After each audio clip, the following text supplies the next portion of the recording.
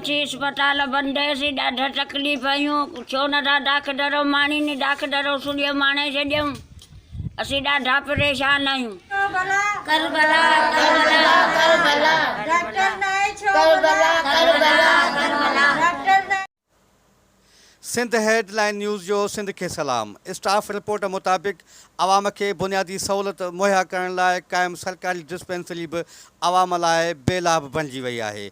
मालूम थियो आहे त सिहत इंतज़ामिया ॻोठ महराब सोलंगी में सरकारी डिस्पेंसरी के वीरान करण जे मंसूबे ते अमल करे रही आहे।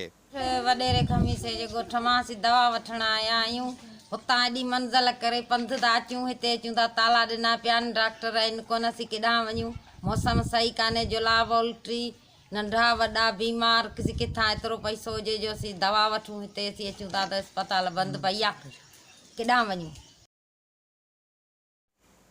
नाज़रीन तव्हांखे ॿुधाईंदो हलिजे त सिहत यूनिट जे हिन अमले खे हितां बदिली करे हुसूरी मुंतक़िल करे छॾियो वियो आहे, जंहिं करे 10 ॻोठ जा ॻोठाणा सिहत जी सहूलियत खां महरूम थी विया आहिनि।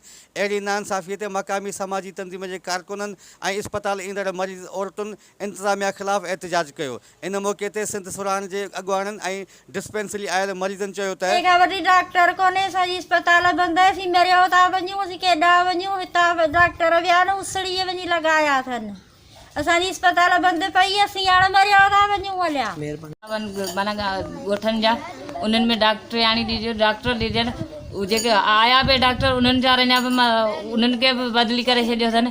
हाणे ही वीचारा ग़रीब वीचारा माण्हू वञनि केॾांहुं, जेके 2-2-3-3 रुपया कमाइनि, इस्पताल भाड़ो कनि या ही अॻियां वञनि ॿार पंहिंजा खणी। महिरबानी करे डॉक्टर आणी बि ॾिनी हुजे, डॉक्टर बि ॾिनो हुजे। ॿार वीचारनि खे केॾा असीं वठी वञूं, असीं मज़ूरी कयूं, मज़ूरी खाऊं, 300 रुपया तारीख़ कमायूं, उहा पेट में खाऊं, ॿारनि जी किथां दवा वठूं।